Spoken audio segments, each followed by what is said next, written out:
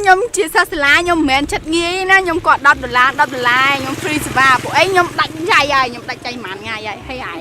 ខ្ញុំតែ10000នេះហើយខ្ញុំដឹកម៉ូតូខ្ញុំទៅទៀត free ផ្ទះសម្រាប់ឲ្យមួយវាបងខ្ញុំចេញម៉ូតូខ្ញុំទៅទៀត free ហ្មង free ទឹកមកដាច់លុយដាច់ចៃ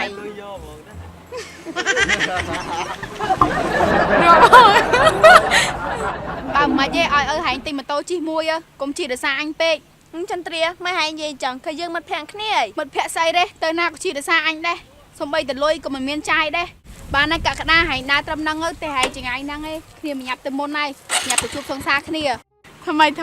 ហេឡូបង ទៅខ្ញុំសិស្សសាលាមិនចិត្តងាយទេណា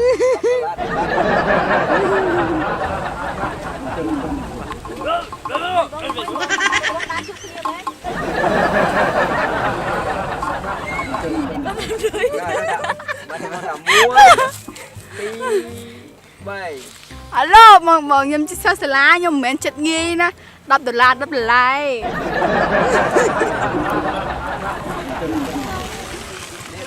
ឡូបងខ្ញុំ25000